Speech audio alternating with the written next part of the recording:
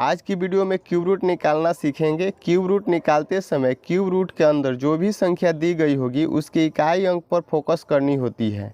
यदि इकाई अंक के स्थान पर 2 दिया गया होगा तो हम 8 लिखेंगे, यदि 8 दी गई होगी तो हम 2 लिखेंगे। ठीक इसके अपोजिट लिखते हैं। उसी प्रकार से यदि इकाई अंक के स्थान पर 3 होगा तो हम 7 लिखेंगे, यदि 7 होगा तो 3 लिखेंगे। जैसे जब हम 2 का क्यूब निकालते हैं तो इकाई अंक के स्थान पे हमें 8 मिलता है, और 8 का क्यूब निकालते हैं तो इकाई अंक के स्थान पे हमें 2 मिलता है। ठीक उसी प्रकार से यदि हम 3 का क्यूब निकालते हैं तो इकाई अंक के स्थान पे हमें 7 मिलता है, और 7 का क्यूब निकालते हैं तो इकाई अंक के स्थान पे हमें 3 मिलता है,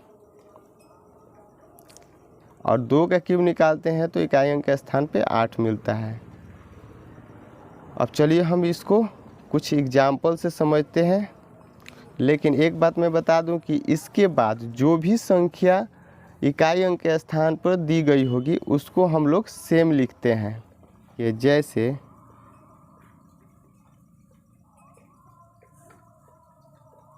क्यूब रूट 2197।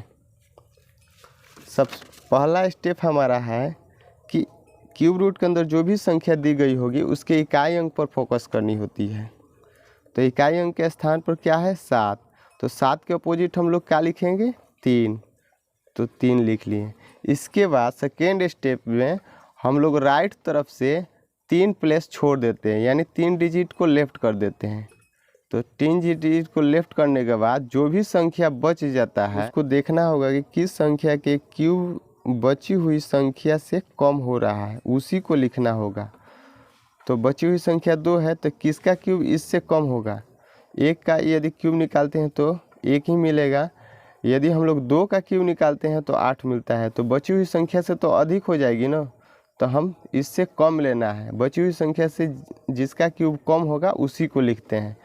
तो 1 का क्यूब चूँकि 1 आ रहा है, 2 से कम आ रहा है, तो हम लोग यहाँ पे 1 लिख लेंगे। इस प्रकार हमारा क्यूब रूट निकल गया। चलिए और भी हम एग्जाम्पल से समझते हैं। जैसे क्यूब रूट 125। सबसे पहला मेरा काम रहेगा कि जो भी संख्या दिया गया है उसके इकाई अंक पे हम फोकस करेंगे। तो इकाई अंक पे क्या है 5, तो 5 जो 5 है तो इसको एज ए हम 5 लिख लेंगे। इसके बाद राइट तरफ से 3 प्लेस छोड़ देते हैं, 3 डिजिट को लेफ्ट करते हैं। तो यदि 3 डिजिट को छोड़ेंगे तो बचेगा कुछ भी नहीं, तो हमारा यही क्यूब रूट हो जाएगा। अब चलिए हम लोग और दूसरा एग्जांपल से देखते हैं। जैसे क्यूब रूट 4913। फर्स्ट स्टेप में हम देखेंगे इकाई अंक के स्थान पे क्या है 3 है, तो 3 के अपोजिट क्या लेंगे 7। इसके बाद राइट तरफ से 3 डिजिट को लेफ्ट कर देंगे। बची हुई संख्या को देखेंगे कि किसका क्यूब कम आ रहा है। तो यदि 2 का क्यूब कर रहे हैं तो 8 हो जा रहा है, जो बची हुई संख्या उससे तो अधिक हो जा रहा है। तो 1 का क्यूब करेंगे तो बची हुई संख्या से कम आ रहा है, तो 1 लिख लेंगे। तो ये 4913 क्यूब रूट 17 का क्यूब रूट होगा। इस पर भी बन गया। अब चलिए हम दूसरा एग्जाम्पल देखते हैं। Cube root 6859। इकाई अंक के स्थान पे हमें फोकस करना होगी। तो इकाई अंक के स्थान पे क्या है 9, तो एज ए हम 9 लिख लेंगे। चूँकि 9 का क्यूब निकालेंगे तो इकाई अंक के स्थान पे हमें 9 मिलेगा। देखिए दोस्तों, 2 के अपोजिट 8 लिखेंगे और 8 के अपोजिट 2 लिखेंगे। ठीक उसी तरह 3 के अपोजिट 7 लिखेंगे और 7 के अपोजिट 3 लिखेंगे। इसके बाद जो भी इकाई अंक के स्थान पर संख्या दी गई होगी उसको एज ए लिख लेंगे। तो 9 दी गई हो तो 9 लिख लिए, और इसके बाद राइट तरफ से 3 डिजिट को हम लोग लेफ्ट करेंगे। तो 3 डिजिट छोड़ दिए, तो बची हुई संख्या जो भी बच गया होगा उसको देखेंगे किसके क्यूब है जो बची हुई संख्या से कम आ रहा है। तो बची हुई संख्या से किसका क्यूब कम आ रहा है, 1 का क्यूब कम आ रहा है। चूँकि 1 का क्यूब कर रहे हैं तो 1 ही आ रहा है, और 2 का क्यूब कर रहे हैं तो 8 हो जा रहा है, जो बची हुई संख्या से अधिक हो जा रहा है। इसलिए हमेशा हम बची हुई संख्या से कम का क्यूब लिखते हैं। तो 1 यहाँ लिखेंगे। इस प्रकार ये 19 का क्यूब है।